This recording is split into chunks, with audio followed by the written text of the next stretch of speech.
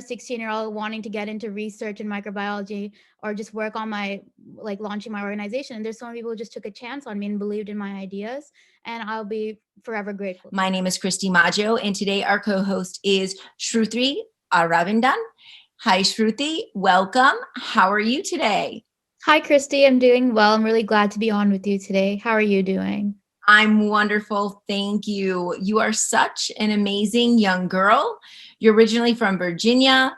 Now you live in Texas with your family. Your parents are originally from India, and you actually speak 3 languages. So tell me and tell our audience about yourself.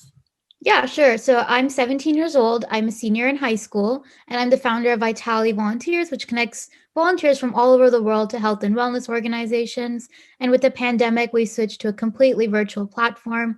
All our tasks and all our work is virtual, and we've been able to have the support of 700 volunteers from 45 countries. But outside my commitment to philanthropy and service, I also do research on the side. I mostly focus on biological research with the focus on microbiology and public health. Okay, so wow, that's absolutely amazing. So tell me, how long have you had the nonprofit, and what made you want to start one? Yeah, so I would say it's about a year now. I think it'll be exactly a year in the middle of March. Um, but I've been working on launching this for a pretty long time, and when I was ready to launch is when the pandemic hit. So, I had to do that shift and everything. But initially, my idea was just to provide nonprofits with the human capital they need, because it's really hard to keep volunteers engaged and have a regular pool of volunteers. And a lot of these organizations that are focused on health and wellness need similar help from all their volunteers. So I just figured, I feel like there's students all the time who are looking for opportunities to get involved with their communities. And this would be a great way to help both students and these organizations.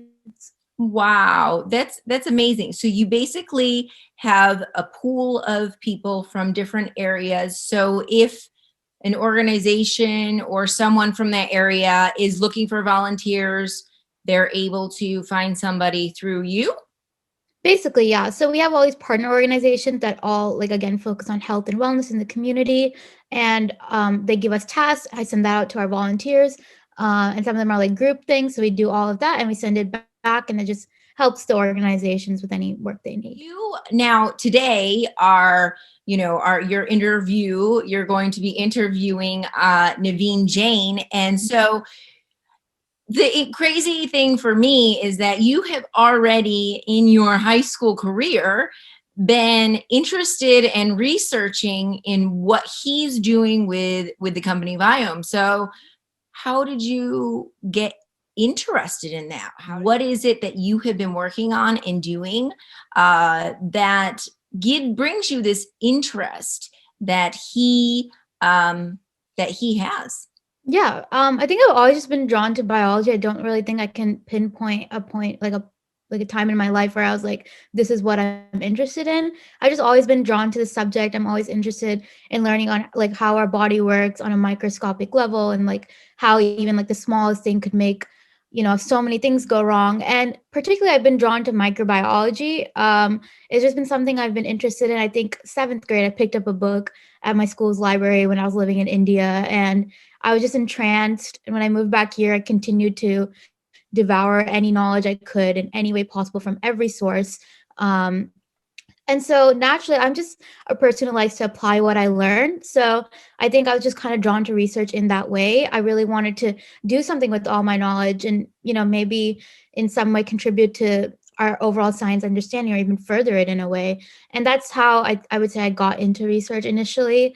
And I've gone to publish a few of my research papers and present at international conferences. So it's just been something that's grown a lot for me. And it's something I'm really passionate about. I love being in the lab. It's my happy place. And my work directly connects with Mr. Jain's because we both focus on the gut microbiota. I focus more on how the gut microbiota, the imbalances in it could contribute to diseases or aggravate certain symptoms, and how antibiotic resistance, which a lot of people were saying is going to be the next pandemic before COVID, plays into that. And I think what Mr. Jain is doing is really, truly amazing. And I'm really excited to talk to him and get some more of his insight because he's definitely an expert in the field. Welcome, Mr. Jain. Thank you so much for being with us today. My name is Shruthi, and I'm really excited to have you talking with us today. And I think first I wanted to let you know that I think your accomplishments are truly very amazing. And I was wondering if you could tell us a little bit about your history and how you started, because I think it's important for people to know that you started from very humble beginnings. And I was just hoping you could share a little bit of what you've done and how you got here and how it's been unconventional in your opinion. Yeah. So first of all, Shruti, I want to thank you for hosting me here. And it is just one of the few things in my life I just look forward to talking to young people because you are our future. And I want you to know that many of us today look successful and it looks almost like an overnight success. And almost everyone can tell you that it comes from years, if not decades of hard work and multiple times when things just don't quite work out the way you expect them to be. And obviously, as you mentioned, I come from very humble background from India. There are times where they didn't have a food to eat, we didn't have a place to stay, but to me it didn't matter. I came to this country with absolutely nothing. And I think one of the interesting thing is that when people are listening to this conversation, they say, well, that's not me. That just, I can't get there. Those were different times. It's about who you really know that brings us success in life. What I'm about to tell you is it really doesn't matter who you know, because great example is you here have your mentor, Christy. Christy didn't know me. She reached out to me on a social media. That means there is no one who is actually unreachable. So the whole idea of who you know just completely disappears. In fact, who you know doesn't really matter. So if you really want to meet someone, you want to get some advice from someone, or if you want to do business with someone, there are four things that really matter, not who you know, because you can really know you can really get in touch with anyone you want. The second thing is, do they like you? And do they like you is not about do they like you as a person, they like you, your passion, your vision, your North Star, what you stand for. And that's where the like comes from. The third part is, even if you know them and they like you, they still won't do business with you unless they trust you. And even if, so the trust comes from the fact that, are you someone that somebody can count on? Even the toughest times, when can they pick up a phone at 2 a.m. and call you because they can count on you? Do they trust you that you would absolutely do your best in what you are about to be doing, right? And the last part is the most important part to remember, that even if you may probably know a lot of people in your class, you may actually have a lot of people that you actually like, and there are many people you may even trust, but you don't respect them. And that is the last part, is until someone respects you for what you are, who you are, and they respect that you're going to get the job done, they won't do business with you. So you can have a friend who is slightly impulsive. You really like hanging out with her. You can even trust her that she will always be there for you. But when she says, I'm going to start a business and would you invest in me? You're going to say, oh, really? You're too impulsive. You're really not the person I would invest in a business, but sure, we can go out and have a cup of coffee with you, right? So my point is, and those are really the thing that matters in life, is to be able to develop a respect for what you stand for. Build so much of integrity that people will absolutely trust you, and stand for something in life. Find out what is it that you stand for, you're willing to die for, you're going to give the last drop of your blood to make it happen. And those are exactly the kind of things that will make you successful. Wow, those are really words that resonate with me a lot. And I think elements of what you said is something I was talking to Christy about earlier about the whole connection thing. I was talking about how, a lot of people took a chance on me. I mean, I was just this 15 or 16-year-old wanting to get into research in microbiology or just work on launching my organization. And there's so many people who just took a chance on me and believed in my ideas. And I'll be forever grateful to them. So I'm really glad that it's something you think is really important as well. Yeah. And I want to just add a little something there too, is that integrity is key, and keeping your word is key in anything that you do in life. Like, your word is your bond, really. And I think that is truly, truly an important lesson for young people to realize. If you say you're going to or not going to do something, that you always follow through with it. And I think that's really incredible advice. Thank you. Yeah. So I guess my next question is just what motivates you every day? Well, again, in life, whatever you do, it doesn't matter what you do. If you don't jump out of the bed every morning, you're working on something that you don't really care about. So find something that you're so excited about that you don't hit the snooze button when you wake up in the morning. You jump out of the bed with joy, wanting to solve the problem. And a lot of people will tell you that it's all about passion. And in my world, I saw the passion is for hobbies, passion is for losers. The true entrepreneurs, people who are actually going to make a difference in the world, have obsession. They are obsessed about solving the problem. They are obsessed about believing it can be done. And in some sense, they're not limited by what other people call the limiting factors or even the sky. And I still remember when I was your age, my mom will always look to me and say, Naveen, you're so bright, you can do anything you want, sky is the limit. But guess what? She put the limit out there and saying there is a sky and there is a limit that you can achieve, without realizing that sky doesn't exist. Sky is nothing but a figment of our imagination. When you go from here to the moon, you don't say, hey, mom, I just passed the sky. The sky just doesn't exist, right? Now, imagine how many of these skies we put in our lives. Every time when we don't go there, you say, oh, because I'm a woman, that is my sky. Or because I'm young, that is my sky. Or because I don't speak like them, that's my sky. Because I don't think like them, that's my sky. It doesn't matter, because only thing that matters is what you believe in. Your belief system and your imagination is the only boundary that you have to what you can achieve in life.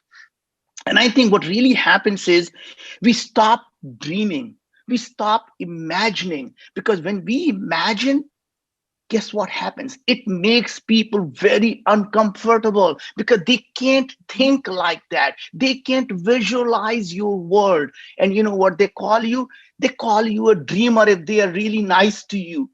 Otherwise, they call you a crazy person. What are you thinking? You're too young. You're, you don't understand. You're too naive. It cannot be done. And you know what I found is, anytime you tell someone it can't be done, all that really means is you can't do it. Doesn't mean someone else can't do it. You're really reflecting who you are, and your limitations are what you tell someone what they can't do is a reflection of what you can't do, right? So I think that, day before any breakthrough, it's a crazy idea, and the day after the breakthrough, it's an obvious idea. Everyone says, of course it was going to work. I knew all along people want electric cars. Until Elon Musk, when he said he's going to start an electric car company, people thought it's a crazy idea. There has not been a car companies created in the United States in the last 50 years, let alone an electric car company. And now people look back and say, of course it was an obvious idea. Of course it was going to work. Of course it makes sense, right? And the point, that's the point, is every breakthrough, the day before the breakthrough, everyone thinks is crazy. The day after the breakthrough, it's just an obvious. Yeah, I think self-limitation, self-rejection is one of the worst things you could impose on yourself. I think so many things that I've done or have in my life right now, I don't think I would have been there if I just didn't take a chance, just send that email out or just talk to that person. So I'm really glad that you agree with that as well. So what do you enjoy the most about your work? It's to me, it's not about the work as such. It is about the mission that really what keeps me going, right? So, a lot of the people, when I was working on my company for space exploration, people would say, I am just so obsessed with space. And I just really must have been from the young time. I really was something I wanted to do. And I keep telling them, I said, that's really not what drives me. It is just one of the problem that I thought was worth solving, right? So to me, I am never obsessed with a particular thing. I'm obsessed with how it's going to help or improve the lives of billions of people out there, right? So today I'm focused on healthcare. It's not that I was born with the passion and obsession to really do healthcare. I felt the time has now come for us as humanity to be able to take charge of our own health. We got to let go of the belief that we get sick because we have a bad luck. I really believe these chronic diseases that we develop, in fact, 90% of us develop these chronic diseases, and they're not a matter of bad luck. These are simply the matter of bad choices that we make. And these bad choices we make not because we are making the bad choices knowingly. We just don't know what the right choices are. And that was really, to me, was a breakthrough in my thinking that what if we can create a world? What if we can create a world where being sick is truly a matter of choice?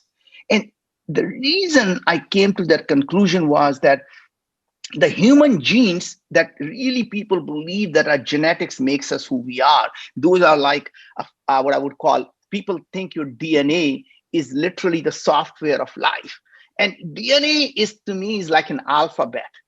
It can create any story you want to create. You can write a thriller with the same alphabet, and you can write a romantic poem with that alphabet, and you can write anything you want with an alphabet, right? Now, the trick really is, what story are you going to write? And those are the lifestyle choices that we make, are the stories we are writing. And what turns out is less than 5% of the diseases, less than 5% of them are fully penetrant. That means those are driven by the genetic mutations.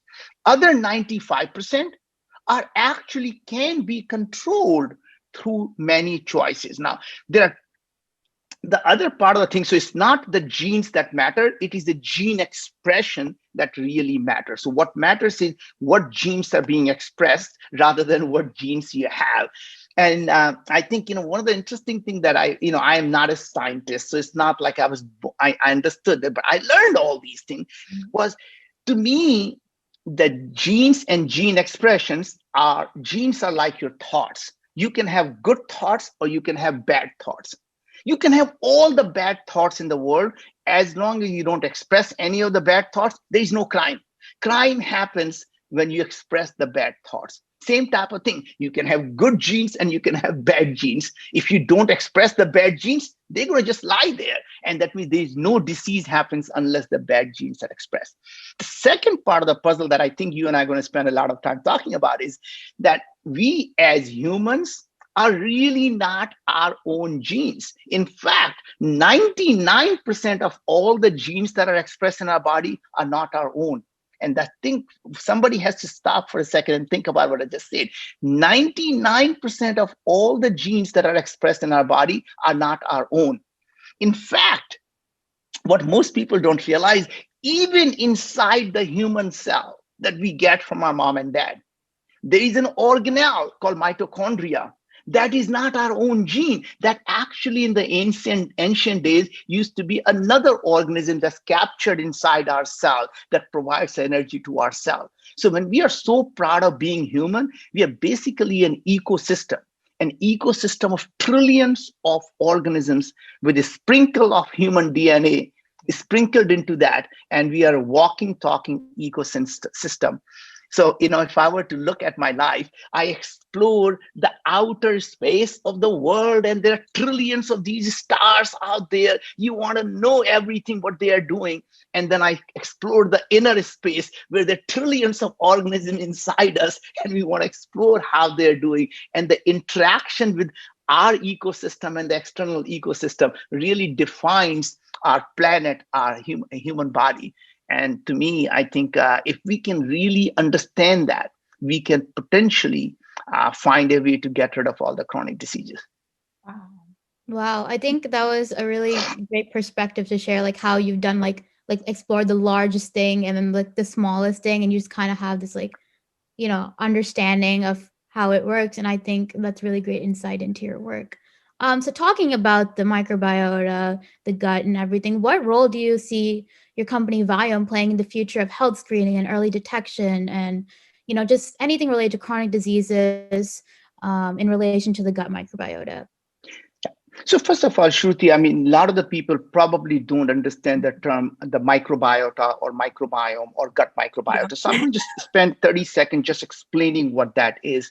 So there are micro means very small, and biotics are so biotics is really the life. So it's really small living things are called microbiome. So it's really the small organism that we can't see with our bare eyes. So every time we are breathing billions of the organisms inside us. When we're exhaling billions of them out there. Now, these numbers start to sound really, people can't fathom, but there are 39 trillion or microorganisms inside our colon, inside our gut that live there. Now, 39 trillion may not sound like a large number, but let's put that in perspective. There are about 7.4 billion people on planet Earth. Now, if there were 5,000 planet Earth out there, every organism living on all 5,000 planet Earth are inside each one of us. So think about how many of them are there compared to us as humans. So when we think of them and saying, oh, they are parasite on human body, I think we should really be thinking it is their world and we are a parasite on their body, right? So now the truth is, this is a symbiotic relationship. These organisms evolved billions of years before the humans came about, right? So human body, in fact, is outsourcing many of the functions that could have been done by the human DNA to these microorganisms. So if you look at our human DNA, we really only have about 22,000. That's it, 22,000 protein coding genes. That's it. Right. Now, many of the worms actually have more, like 30,000 or 50,000 protein coding genes. And these worms and flies, just because they have more genes, doesn't mean they are more complex. And the reason is we created this massive ecosystem where many of the things that we don't have to do because we literally are outsourcing. So for example, the human DNA doesn't know how to digest fibers. There is nothing that we produce in the human body that can digest these fibers. But guess what? We outsource that function to these microorganisms in the gut. And guess what happens? These microorganisms, we feed them these fibers. In turn, they poop out the stuff called short chain fatty acids like butyrate. That is a nutrient that our body needs, right? So literally, we are feeding them so they can poop out the right stuff called metabolites, but I call them micro poops, right? They actually, that's literally is what our body absorbs. So if anybody ever thought that poop is bad, guess what? We are a living example of actually thriving on these micro poops, right?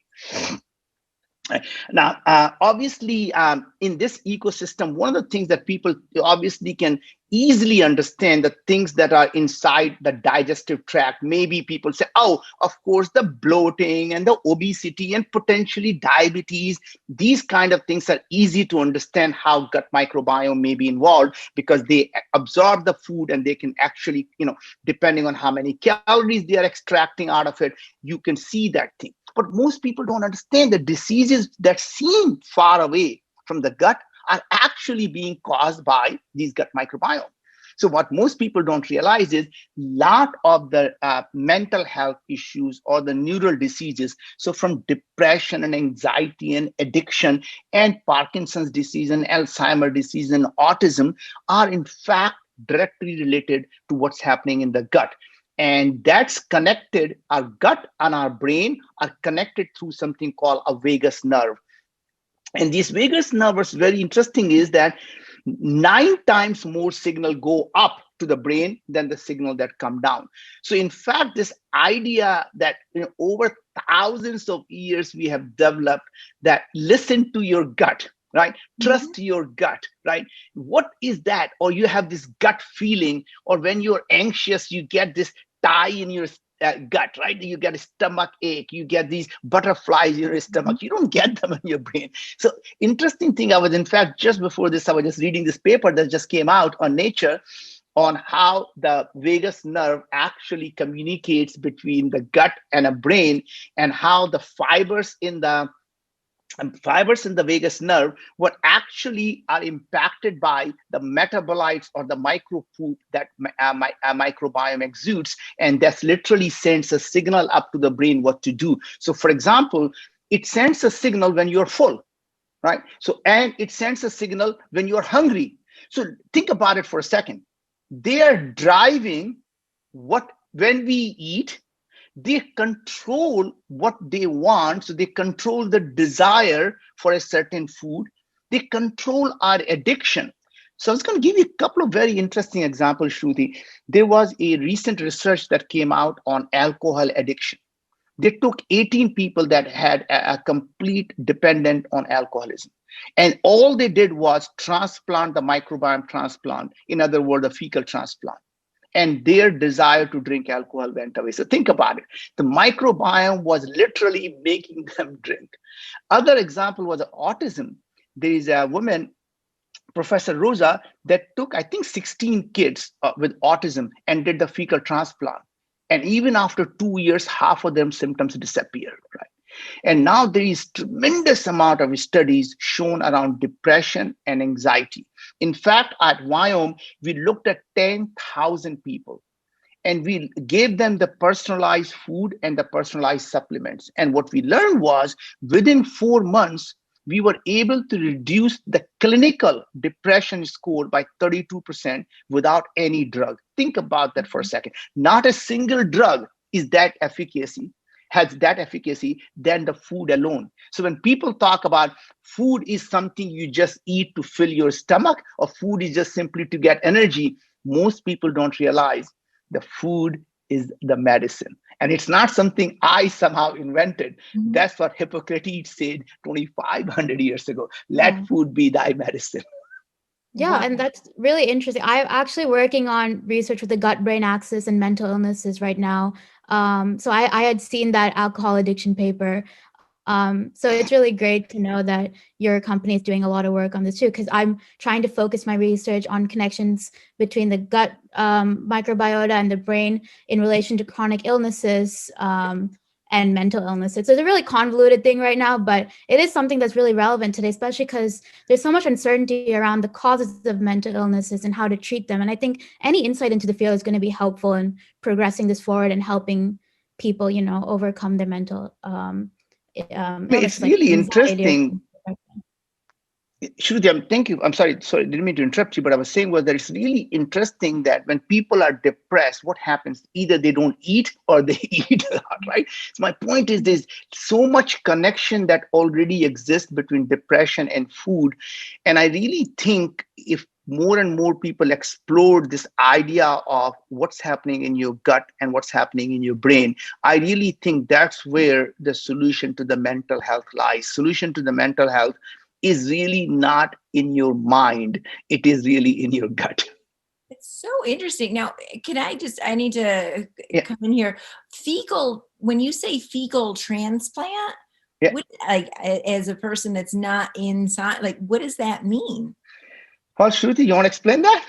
Yeah. I think in the simplest way I can explain it is like you're basically it's kind of a transplant of bacteria from one person to another.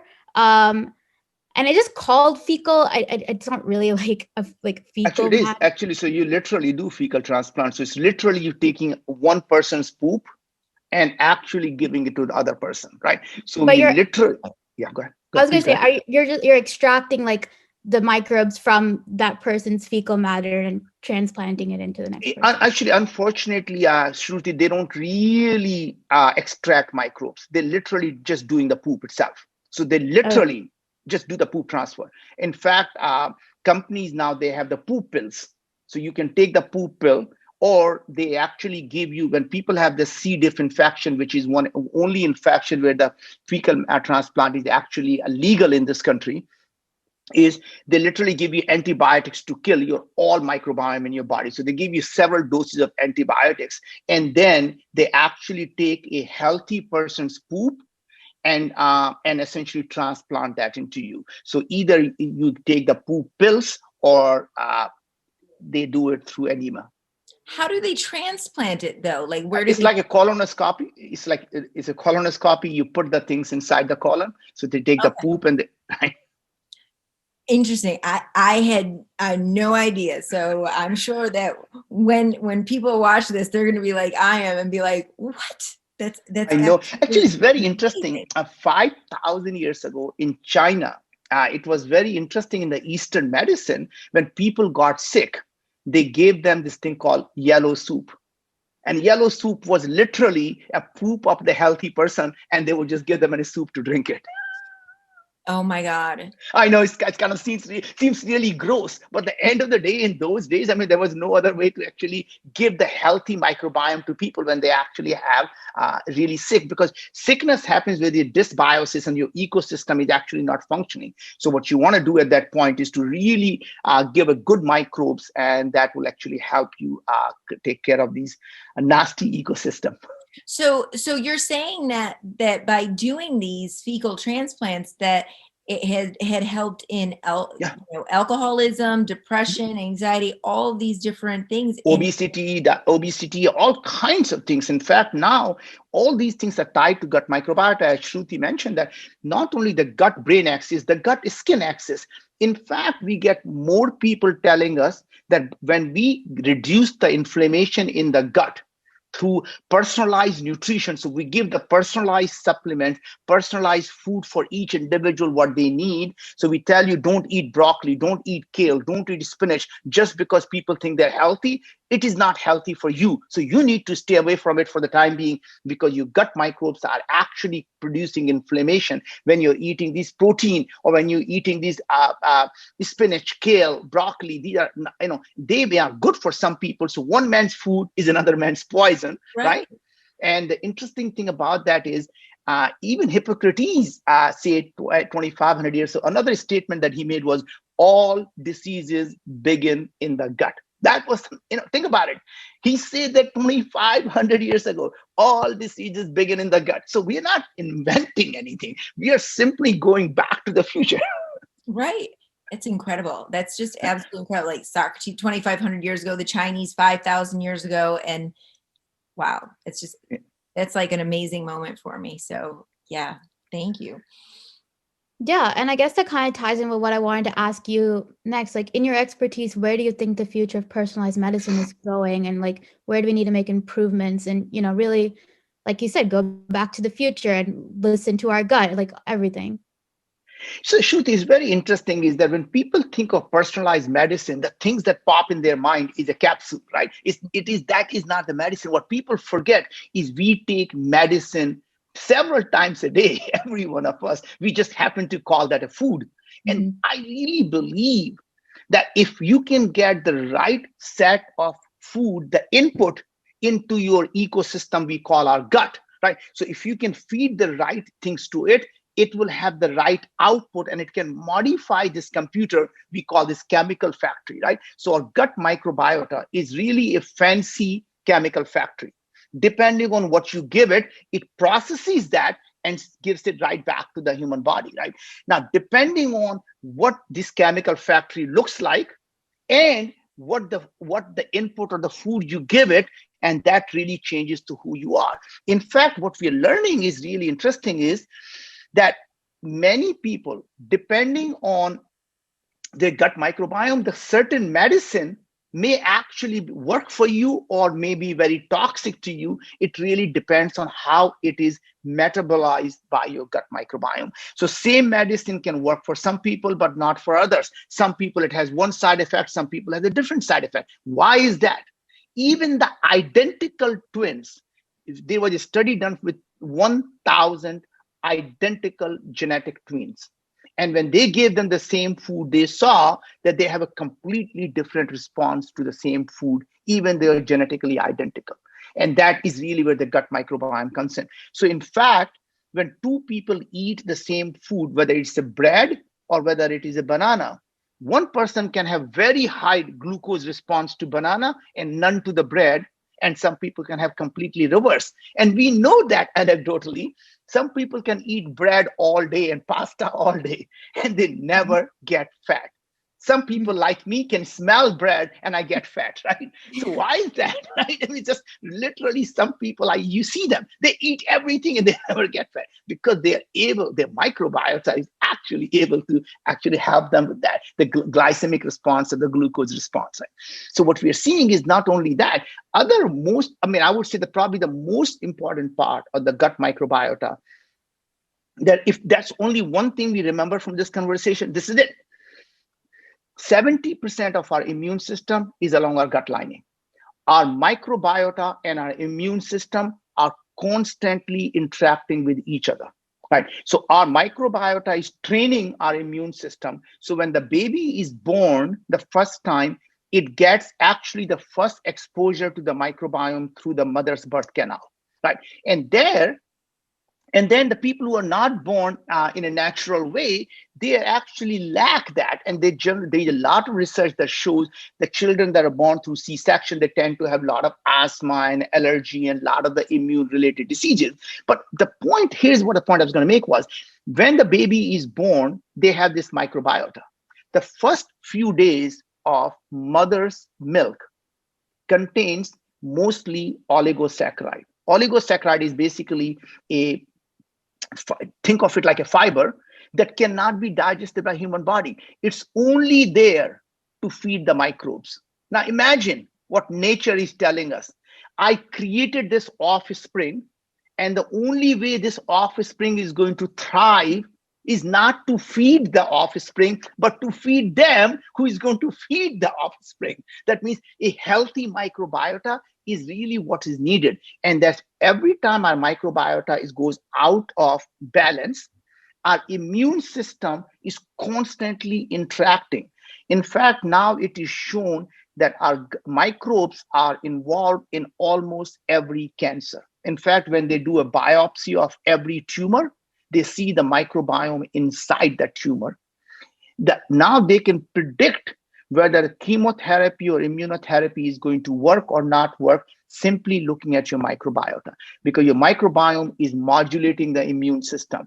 And when you have a healthy microbiome, even the immunotherapy is likely to work even for cancer or chemotherapy. So it's really not only they're involved in the progression of cancer, in causing cancer, even the treatment, they're involved in what works or what doesn't work.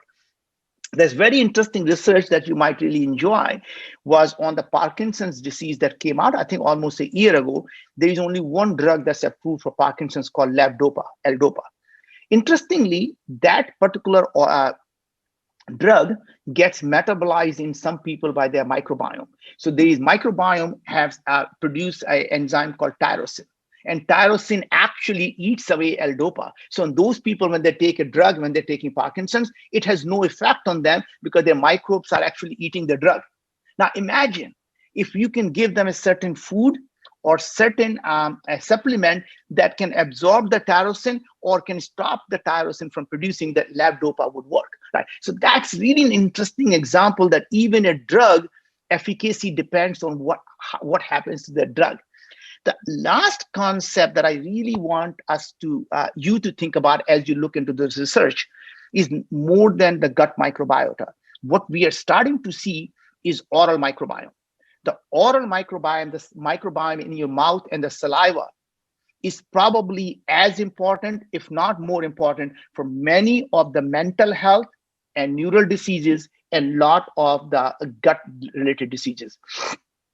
So, for example, when our mom would say, chew your food, was she really simply saying use your teeth to somehow make that smaller? No, because when you're chewing your food, you're mixing the oral microbiome and the saliva into the food, and it processes the food, the pre-processes the food before it goes into your gut. And what's really happening is that there are more variety of organisms in our mouth than in our gut. Just really interesting. Even though there are 39 trillion microbes in our gut and less than 1 trillion in our mouth, but the variety is more in our mouth than in our gut. Right. Now, these several organisms that are very interesting in the oral microbiome, which are now directly linked to many of the diseases. One of the organisms is called Fuso Bacterium nucleator. It is in abundance in oral microbiome. And normally, when you eat food, it'll go into your stomach. Stomach has a lot of acid, and it will kill this microbe, and everything works just fine. Now, as you can imagine, many people are now taking anti-acid drugs, PPI drugs like Nexium. Mm-hmm. And guess what happens? It stops producing the acid. Now, these microbes are now not getting killed. All the pathogen that's coming from the food is not getting killed, and they're going into our gut. And we saw in people with IBS, IBD, which is an autoimmune disease like Crohn and colitis, and colorectal cancer, this organism is almost 500-fold higher activity in the people who have colorectal cancer. Think about that. This organism shouldn't have been there to begin with. And since a lot of people, that's the reason now you see the prevalence of colorectal cancer is happening into younger and younger people, is because more and more people are now taking these PPI drugs, right? And I think other things we found was this Bifidobacteria fragilis. It releases a toxin called BFT, the Bacteroidetes fragilis toxin, that is involved now directly into several chronic diseases. So we're starting to see that just like you have a leaky gut, that your epithelial barrier that is permeable, the microbes start to migrate into the blood. Same thing when you get the inflamed gum, the leaky gum, the microbes, when you get the inflamed gum, the blood, they bleed. Guess what's happening? The microbes are now going into the blood. And that is one of the reasons why people believe a lot of people are getting Alzheimer's, because they get periodontal diseases, they get all types of oral gum inflammation. And that is another cause of many of the mental health and neural diseases. Yeah, I think the oral systemic link is definitely something that needs to be studied in conjunction with gut microbiota. And like everything you're saying, I think the gut is just a great lens into a lot of the diseases that are increasing in prevalence, especially in younger demographics. So I guess my next question for you is, how is your company, like as a customer at your company, what can I expect to learn about, my gut health, and how is that going to contribute to, helping screen out some diseases or let me know what I'm predisposed for and stuff? Yeah, so Shruti, so first of all, what we do is when you sign up, you go to ym.com and you sign up for this thing called Health Intelligence. So we take several drops of blood, and then we take a touch of a stool, and then we analyze all of your gut microbiota. We analyze all the human gene expression, your mitochondrial gene expression, all the microbial gene expression in your gut. And soon we'll be doing the same thing with saliva for the oral microbiome.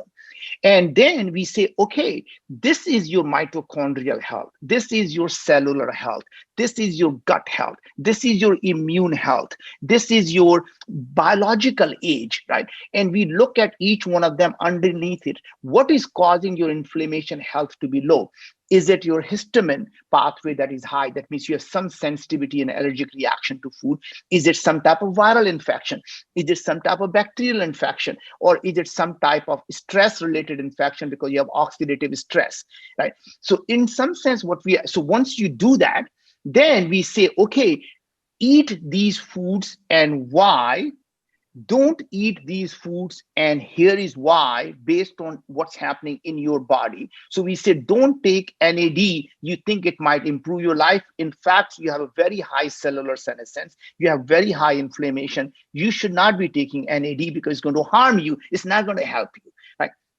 And then we say you need these supplements in your body that are lacking. So you need 7 milligram of elderberry. You need 11 milligram of curcumin. You need 22 milligram of amylase. You need 79 milligram of protease. And then we make those capsules on demand for each individual and ship them off to you. So we literally tell you what's in your body, we tell you what to do about it, and we actually give you everything that you need. So when you test 6 months later, you can see the improvement.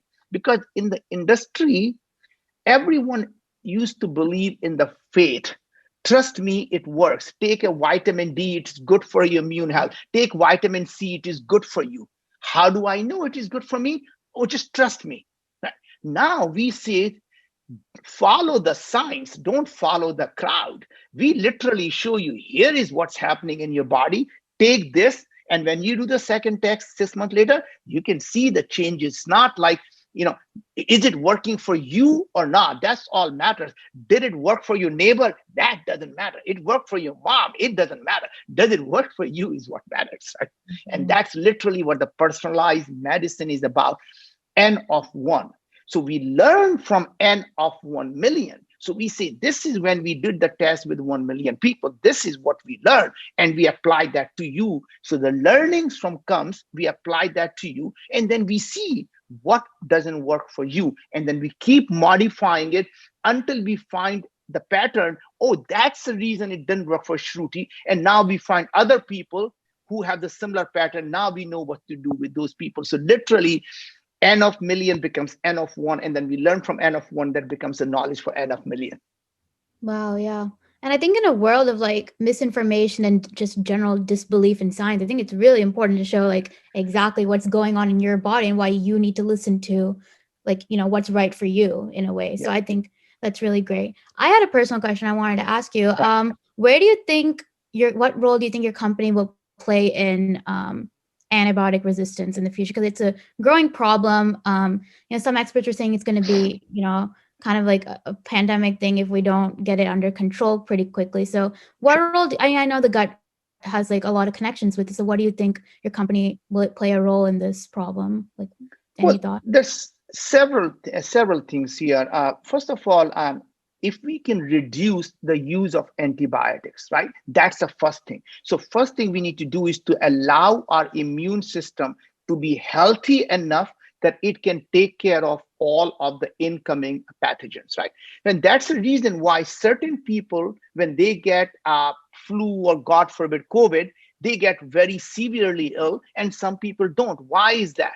It is their immune system. The reason the older people get more sick is because their immune system gets weaker and weaker. And we can talk about it in some other time about in terms of how we age, why we age. One of the reasons we get a lot of the age-related diseases as a weakening of our immune system. In fact, we published a paper that's coming out in Cell on biological age, that what makes us age. And the number one predictor was our CD8 T cells. This is our immune system, the things that actually finds the right pathogens, right? So our CD8 T cells, these are the soldiers of our immune system. When they get less specific and then they become weaker, that's where a lot of the age-related diseases comes in, right? So the point is, if you have a healthy immune system, that means your gut lining is tight, so you don't have a constant leakage of microbes coming into the blood. So your immune system is not fighting the battle all the time. And you don't have a leaky gum, so you don't fight all that battle. Guess what? Now your immune system can fight the flu. It can fight the COVID. It can fight the other diseases. And guess what happens? Now you don't have to take antibiotics. So the use of antibiotics comes down. Just remember what antibiotics does. Antibiotics are throwing a nuclear bomb inside your body. It gets the bad guys, but it also gets everyone else. I mean, literally, it kills everything in your body. And for many, many years, your gut is never going to be the same. In fact, just by looking at your gut microbiome, we can predict when was the last time you took antibiotics. I mean, it's that easy to see, because you literally can see that, oh my God, this person take a recent antibiotic, or this person hasn't taken for 10 years, because you can see a very different gut microbiome. So I think the best way to solve antibiotics resistant is not to come up with more antibiotics, it's actually reduce the risk of antibiotics. And partly it is keeping your immune system healthy, and partly it is education. Because a lot of the times when you are sick, people naturally want to do something about it rather than thinking this is a virus. It's antibiotics doesn't help virus thing. And somehow people in their mind, all the virus and bacteria, they all seem to be the same. They don't realize that antibiotics is only for bacteria, not for viruses. So when you have a cold, you can take antibiotics. It can only harm you. It's going to do no good. And unfortunately, in many developing countries, that is one of the biggest problems. I remember growing up when I was young in India, and the first thing when you say you're sick, the doctor gives you antibiotic. They don't really care if you have a flu, if you have a cold. In fact, I still remember that when we went to a doctor, and a doctor simply said, "Oh, you don't need to worry about it. Go home, rest for 3 days, you'll be fine." And my dad will ask, "So how much do I have to pay you?" And he says, $5. And my dad will say, "But you didn't give him anything. What do you mean you're asking me for money? You didn't give him anything." And you told him to go home. "I'm not paying you any money." So what the doctor would say, "Oh my God, your son is really sick. He needs all these antibiotics. He needs all these medicine." And doctor say, "Look how good a doctor he is. I'll go to him. I come back with all the things. He cares about me because he gives me all this medicine," versus the doctor who just simply say, "Go home and rest," right? And that's the problem, education problem, right? That needs to be dealt with. I still remember when you go to the pharmacy and you go with antibiotics prescription, and the pharmacist will say, "Oh, no, Mr. Jain, that's a weak one. Let me give you the strong antibiotics." Mm-hmm. And it's just really the mind-boggling to me. It was a competition about how strong antibiotics can I give you. Yeah. How has, the pandemic affected your work, your company, and how have you adjusted to meet these new challenges?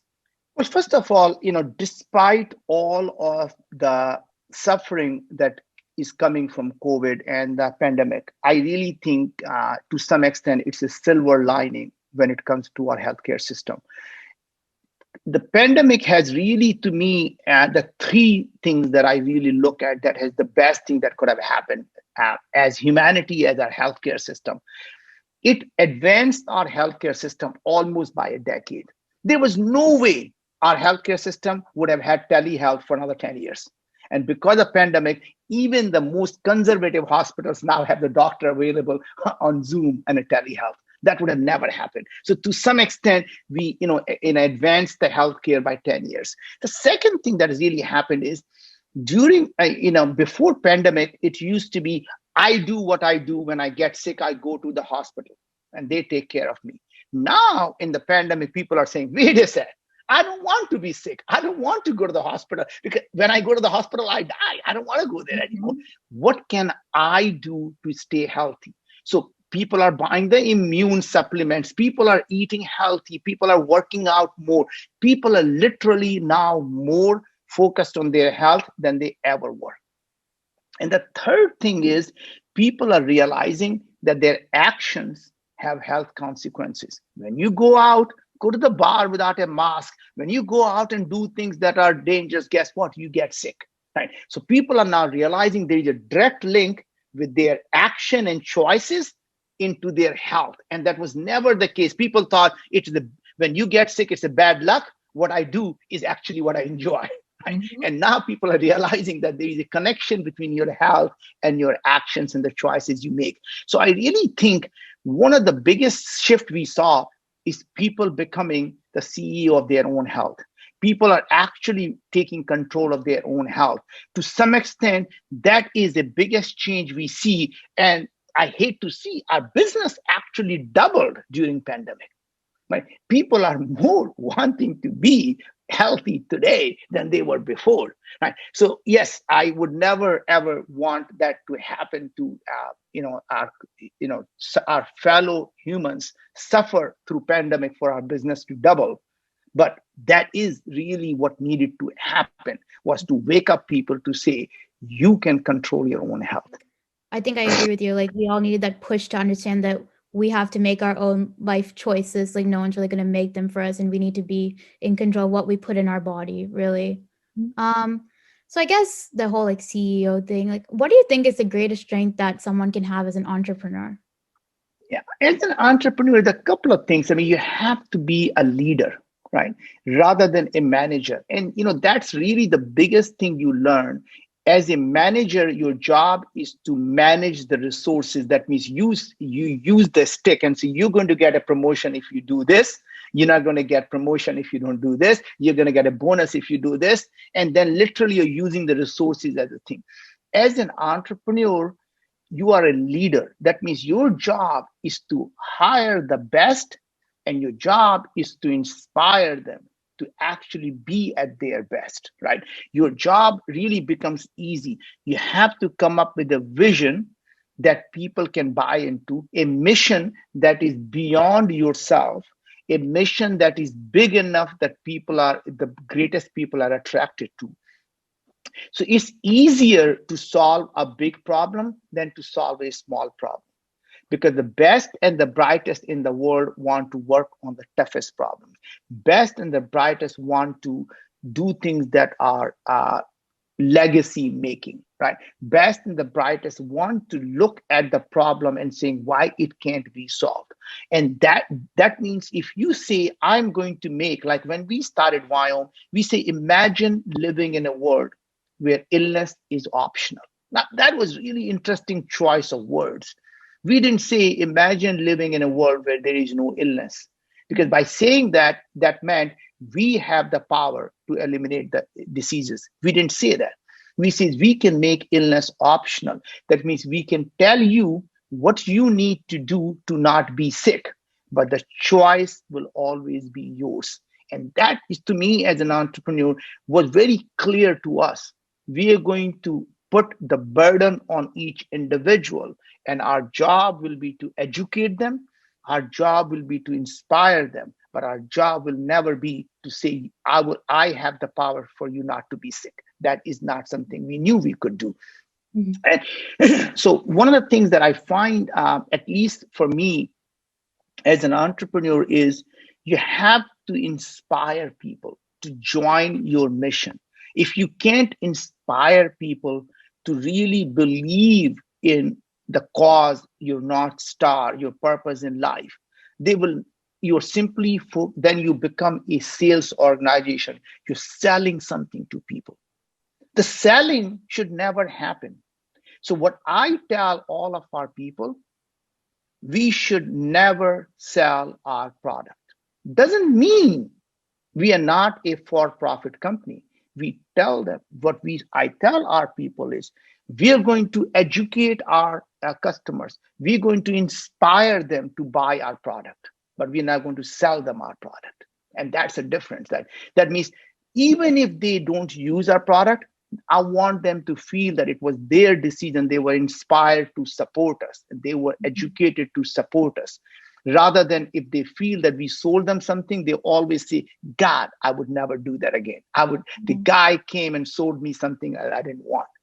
And I've had people, I remember speaking at this event, and I was on my knees and I said, I need your help. I need 2 million of us to come together if we can solve the problem for chronic diseases, because artificial intelligence needs massive amount of data about different people. I said, I need your help. Come join our movement to help us get rid of these chronic diseases. Let's make this up. And we had a booth there, and the people came and at a booth and wanted to give the money and said, I want to support him. And they said, whoa, he didn't really mean that way. He really meant to sign up for our service. He said, no, I just want to support him, right? And that was the thing. That means they were inspired to buy our product. We didn't say, hey, we have a gadget to sell, go buy right now. There only 100 of them start lining up. And I remember there were 2,000 people stood in the line just to essentially support our movement. Right. Mm-hmm. And if I had told them that come buy our product, there's not a single person would have showed up. So in closing, what is one piece of advice you have for the younger generation who are struggling or feeling like they can't accomplish what you have in your life? Or is there like a quote you live your life by? Just any closing remarks you might have and you want to share with, people my age? Well, Shruthi, first of all, I want to thank you for doing this. The people like you are the future of humanity. So my hat's off to you for what you do. The only thing I would say is never stop dreaming. Dream so big that people think you're crazy. Never ever be afraid to fail. Failure only happens when you give up. Every idea that you have may or may not work. And every idea that does not work is simply a stepping stone to a different idea, to a bigger idea, right? So uh, humans never fail, they simply pivot, right? So idea is to constantly find a new way of doing the things rather than saying that failed. It didn't fail. It gave you an idea of what might work, right? And last thing is never be afraid to have ups and downs in life. I feel personally that the only way we know we are alive is we have heartbeat. And what does a heartbeat look like? Up and down. So when you have these ups and downs in life, it simply tells you you're alive. And this is going to happen. When you're down, don't feel down because you know the next beat is up. When you are up, don't ever get too arrogant because you know the next beat is going to be down. And you never want to live a smooth life because we know when your heartbeat becomes a smooth, you become dead, right? So when you're living a smooth life, you're living a life of a dead person. So don't want to live a dead life. So, Wow, it's very insightful. Well, thank you so much for being with us here today. It's been an incredible opportunity, and I really hope we can collaborate again in the future. absolutely. Thank you very much, Shruthi. Okay, so Shruthi, tell me what did you think? How was it for you? What is your impression of that interview with Mr. Jain? I was blown away. I mean, like this is like his work is what I study, and I learned so much from him in less than an hour, and not even like learning stuff, but just like life lessons to, live my life by. And he's just so inspirational, and I really appreciated like his tenacity, his journey, and like he had really authentic answers. And he really just gave us a great look into where he hopes his company will be in the future and what change he plans to make, in healthcare, and just making, like he said, like making illnesses an option to people and allowing people to take control of their own health. So I feel really fortunate to have the opportunity to talk to him. Yeah. What about you? What do you live by, or what is something that you have that you would like to pass on? I think it's something that a lot of really influential people in my life have taught me.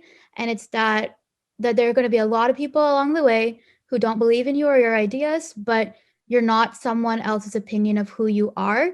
And if you have the opportunity to change something for the better, do it. And if you don't, then create that opportunity. It's something I live my life by. And I would really like that to, resonate with some people, because I really do think, like Mr. Jain mentioned several times, we are the future, and we do have the capability to create change as long as we have the confidence and believe in ourselves. So here's one of my favorite quotes by Dr. Seuss. Why don't you tell everybody what that quote is? Why fit in when you were born to stand out?